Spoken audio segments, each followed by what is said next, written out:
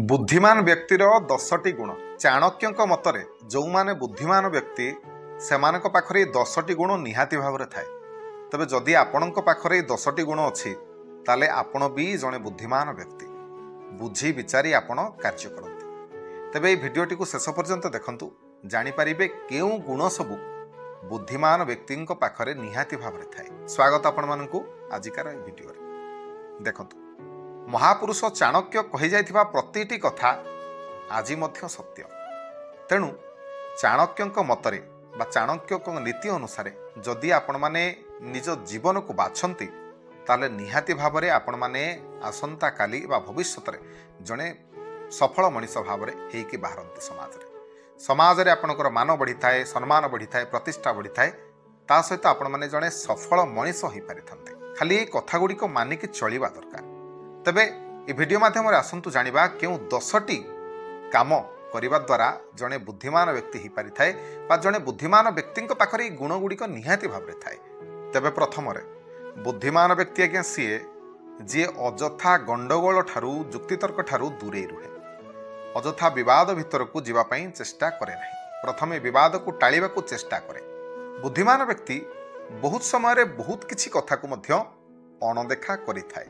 तेबे द्वितीय रे बुद्धिमान व्यक्ति माने निजे निज सहित कथा हवा पई अधिक पसंद करंती। एमाने निजे निज सहित बहुत किछि कथा डिस्कस करंती एवं जोटा सेमान को ठीक लागे सेमाने सेया ही करंती। तृतीय रे बुद्धिमान व्यक्ति निजर क्षमता को टिके कम बोली भाबंती। आजिकाल रो मनीष अल्प टिके क्षमता हेथिबो कि नै ता पाखरे से भाबे जेमती मु पाखरे क्षमता अछि सारा जगत को जीति पार। किंतु बुद्धिमान व्यक्ति निजर क्षमता को टिके संकुचित भाव रे भाबिकी चिंता करे। जेमती बेसी क्षमता हेथिबो किंतु से भाबुथबो जे मो पाखरे कम क्षमता रहिछि। एवं ता पाखरे आउ गोटे भल गुण थाए कोन ना प्रतिटी काम करिबा पूर्वरु से बुझी विचारी की काम करिथाए। तबे आपण माने मध्य जानिथिबे आगरे कोन होतला ना राजा मानकर सलाहकार थिले। जेमिति चाणक्य जने सलाहकार थिले ठीक सेमिति तबे बुद्धिमान व्यक्ति मध्य निजर सलाहकार पाखरु बुझिकी न जानिबा पर्यंत बा कौनसी विषय रे किछिटा डिस्कस करिकी फाइनल रे न पहुंचीबा पर्यंत कौनसी प्रकार कथा से माने कहती नहीं। बुद्धिमान व्यक्ति अजथारे बेसी कथा कहती नहीं। बुद्धिमान व्यक्ति बुझी विचारी कार्य करती।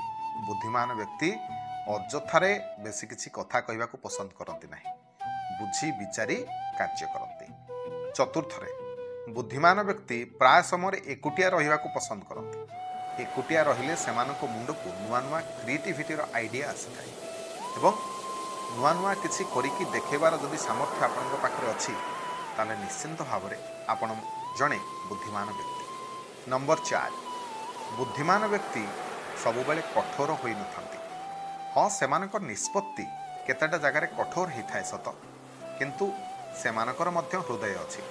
किंतु सेमाने हृदय बदल रे प्रतिटी निष्पत्ति नेबा समय रे निजर मुंडरू नहीं थांती बा निजर मस्तिष्क रू नहीं थांती। नंबर 6 नंबर बुद्धिमान व्यक्ति प्रत्येकटी काम करिबा पूर्व आग पछ सबु किछि बुझी विचारी काम करती। बुद्धिमान व्यक्ति प्रत्येकटी कार्य रे सेमाने प्रत्येकटी घटना रे पॉजिटिवनेस खोजी थांती। किंतु साधारण लोक माने प्रतिटी घटना रे बा प्रतिटी काम रे सेमाने सामना लोकर भूल खोजंती, अन्य लोकर कोठी कमी रहिगला सेटा को खोजंती। किंतु बुद्धिमान व्यक्ति एभली केबे भी करंती नाही। नंबर 7 बुद्धिमान व्यक्ति भीड़ भितरे केबे भी रहिबा पई पसंद करंती नाही। से भली नंबर 8 बुद्धिमान व्यक्ति माननकु कन्विंस करिबा भारी कष्टकर होइथाय। नंबर 9 बुद्धिमान व्यक्ति माननकु समय नष्ट करिबा को जमा भी भल लागे नाही। एमाने समयर सठिक उपयोग करिबा जानिछंती।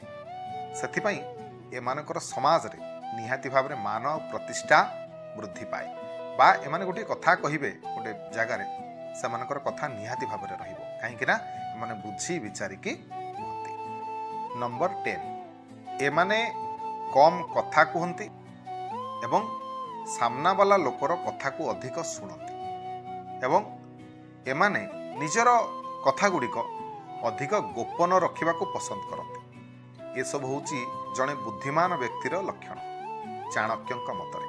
ଯଦି ଆପଣମାନଙ୍କ ନିକଟରେ ମଧ୍ୟ ଏଇ ସବୁ ଗୁଣ ଅଛି ତାହେଲେ ନିହାତି ଭାବରେ ଆପଣମାନେ ଜଣେ ବୁଦ୍ଧିମାନ ବ୍ୟକ୍ତି। ଆଉ ଖୁବ୍ ଶୀଘ୍ର ଆପଣଙ୍କ ଜୀବନରେ ମଧ୍ୟ ଏଭଳି କିଛି ଘଟିବ ଯାଦ୍ୱାରା ଆପଣଙ୍କର ସମ୍ପୂର୍ଣ୍ଣ ଲାଇଫ୍ ପୁରା ଚେଞ୍ଜ ହେଇଯିବ। ଆପଣମାନେ ବି ନିହାତି ଭାବରେ ବହୁତ ଶୀଘ୍ର ଜୀବନରେ ଉନ୍ନତି କରିବେ। ଯଦି ଆପଣମାନେ ଚାହୁଁଥାନ୍ତି କି ଆପଣମାନେ ଜଣେ ବୁଦ୍ଧିମାନ ବ୍ୟକ୍ତି ହେଇକି ବାହାରନ୍ତୁ ତାହେଲେ ଏଇସବୁ ଗୁଣ ଗୁଡ଼ିକ ଆପଣମାନଙ୍କ ପାଖରେ ରହିବା ନିହାତି ଜରୁରୀ। ନିଜର ଜୀବନ ଶୈଳୀରେ ଏଇସବୁ ଗୁଣକୁ ନିହାତି ଭାବରେ ବ୍ୟବହାର କରନ୍ତୁ, ଏସବୁ ଗୁଣକୁ ଆପଣାନ୍ତୁ। ଦେଖିବେ ନିହାତି ଭାବରେ ଖୁବ୍ ଶୀଘ୍ର ଆପଣମାନେ ବି ଜଣେ ବୁଦ୍ଧିମାନ ବ୍ୟକ୍ତି ହେଇକି ବାହାରିବେ। ତେବେ ଆଶା କରୁଛି ଆଜିକାର ଭିଡ଼ିଓଟି ଆପଣମାନଙ୍କୁ ନିହାତି ଭାବରେ ଭଲ ଲାଗିଥିବ। ଯଦି ଭିଡ଼ିଓ ଭଲ ଲାଗିଥାଏ ତେବେ ଭିଡ଼ିଓକୁ ଲାଇକ୍ କରିବେ, ସେୟାର କରିବେ, ଚ୍ୟାନେଲକୁ ସବସ୍କ୍ରାଇବ୍